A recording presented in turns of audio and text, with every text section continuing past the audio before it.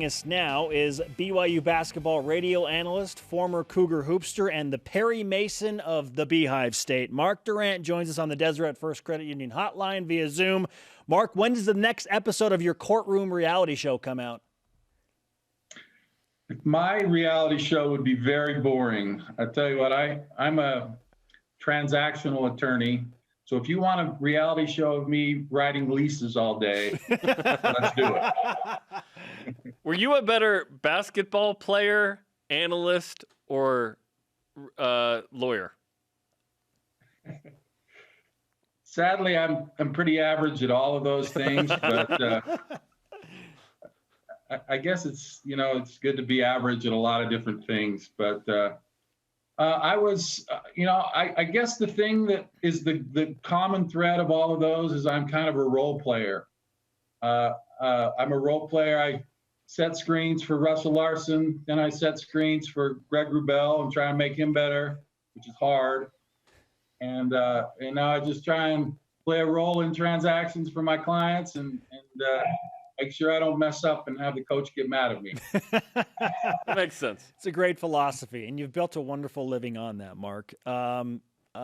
We've been discussing the progress of BYU basketball in just 1 year under Mark Pope, and it's hard not to get excited about the direction that the program is moving. It just feels exciting right now. So, with that said, put on your blue goggles and answer this. Is BYU a basketball school now? I used to always tell myself that when I was playing, and the reality was no. But I tell you what, it's kind of what is good at the time. And if BYU is 8-0, by the time basketball rolls around, it'll be a football school. But if it's maybe 3-5 or something like that, then it'll be basketball because rightly so, there's a lot of excitement about basketball. Last season was terrific. But Mark Pope just imbues excitement in you when you're around him. And I think that's why you're seeing a lot of recruits come. Can you imagine having Mark Pope come in your house? You'd go away feeling like you just sat an hour with, I don't know, Tony Robbins or something. I mean, you're ready to go. You want to go to BYU. And it's actually kind of tiresome to be around him sometimes because he's so positive and excited. And you're like, relax a little bit, Mark. But no, I mean, what he does and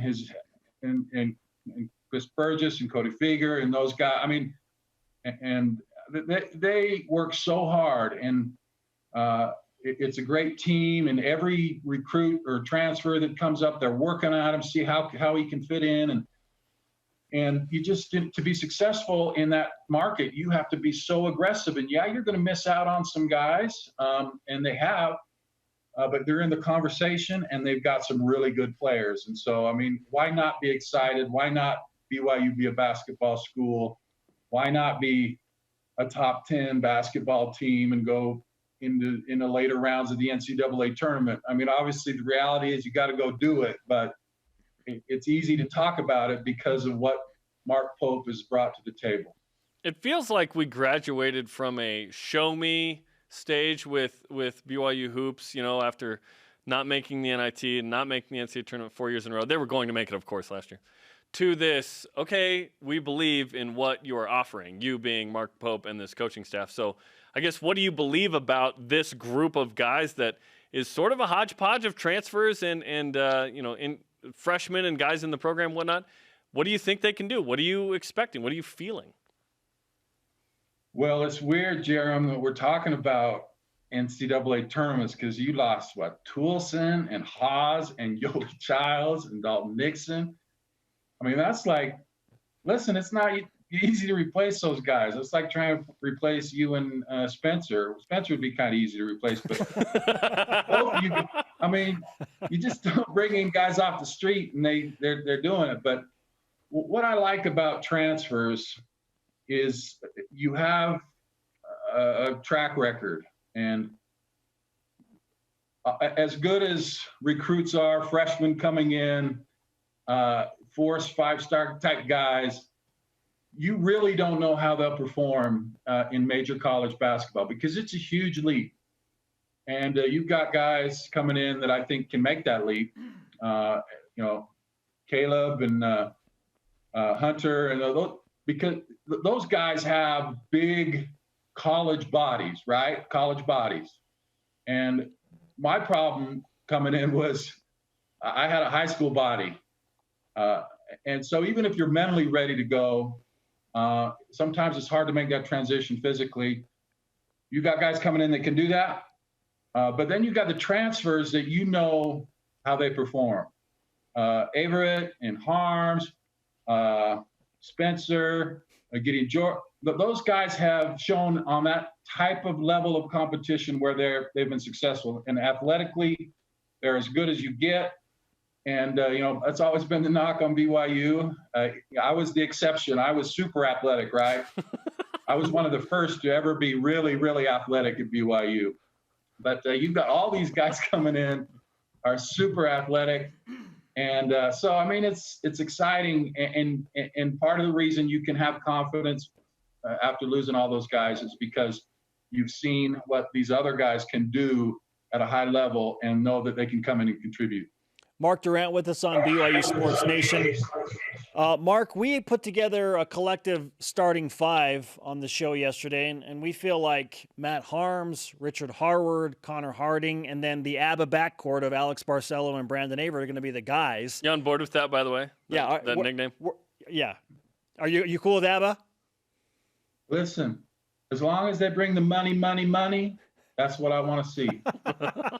Fair enough. As far as the starting five goes, who else do you think could compete for one of those starting five positions?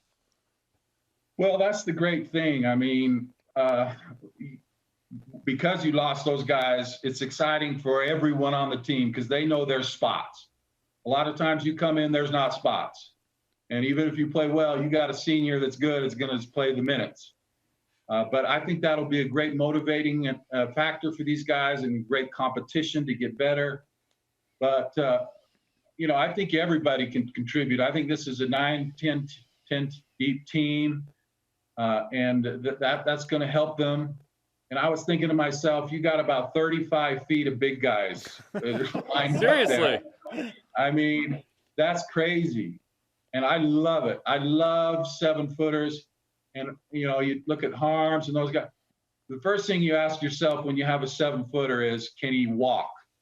Because a lot of times they cannot walk. I'm telling you. But you watch Harms and Lowell and Baxter and those guys, they can move and they can guard the perimeter.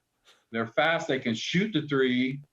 And so when you have that kind of size, you're basically taking away easy shots. You're taking away the paint. No one's going to score in the paint. So they're going to have to hit the threes, which is going to be harder because guys like Averett and Barcelo and Harding can get out and extend because they know they got defensive help on the backside. Or they have to shoot the jumpers. You take away the easy points. That's very hard to play against. And you play against especially teams like the Utahs and the Gonzagas and the postseason turning teams. You have to be able to match that size and athleticism. BYU can do that comfortably, and I think it's going to make a huge difference having that size. Did you just put Utah in the same category as Gonzaga? I got to be nice to Utah because they're being nice to us right now. We don't have to talk about that, but they don't have to be nice. But listen, they did us a solid there. I don't know who agreed to that, but that's a solid. And well, got to button that one up. But seems like it was Mark Carlin and not Larry, but okay. Yeah. Listen. Anyway, but I'm talking more Utah historically. I mean, Utah is. Oh yeah. And just the Pac-12, they always have big guys. You always have to deal with that. Sure. And of course, Gonzaga is, it's just every year they've got 2 7-footers that are all everything. Yeah. So you got to be able to put bodies on them and match them at least a little bit. And BYU can do that more than they ever have been able to in the past. I'm interested to see how BYU uses this front court because they now have 4 dudes. Everyone keeps throwing Wyatt Lowell into the conversation. He's a backcourt player that just happens to be, 6'10", 6'9". But Gavin Baxter, Colby Lee, Richard Harward, and Matt Harms. I don't think you could go wrong in who you start there. And for some reason, I feel like Colby Lee is probably going from starter to fighting for some backup minutes here because you're not bringing Matt Harms to not start.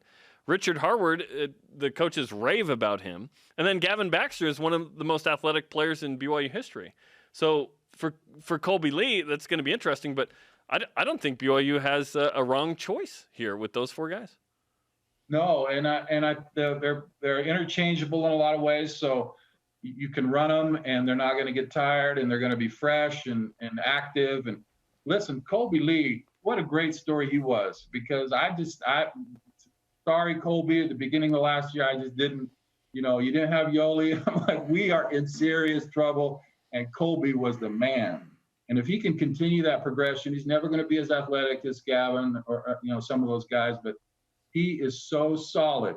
So you can always have a solid guy in there and not going to make mistakes, do right things for you. And then you hope that the Gavins and the Lowells and the Harwards can really progress around him and not have the pressure of being that solid guy. So, man, I'm so excited about the big guys.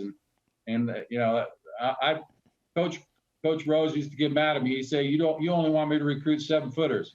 And I'm like, yeah, man, I want you to, because it makes a difference. It's hard to play against 7-footers, and we've got 4 or 5 good ones.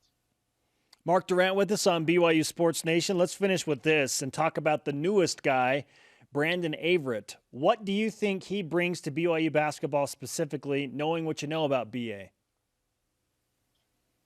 Well, again, I mean, you've got guys that are super athletic coming in, and like I said, that's kind of been the knock on BYU. But if you put him back there, especially defensively, I'm watching highlights of him and his athleticism and quickness on the perimeter, and he can really overplay and get into people's faces because of those 7-footers behind him, really make things happen on the perimeter. I think he could improve his 3-point shot a little bit, but he's solid and great jumping skills. And so he and Barcelo, if they can really push it, use their speed in transition, put pressure on the D, and then on the defensive end, really get in the passing lanes and getting after people, that could be a really, really good defense, guys. I mean, I'm telling you, you put that athleticism on the perimeter, you've got, Jack and the Beanstalk behind you, Giants behind you.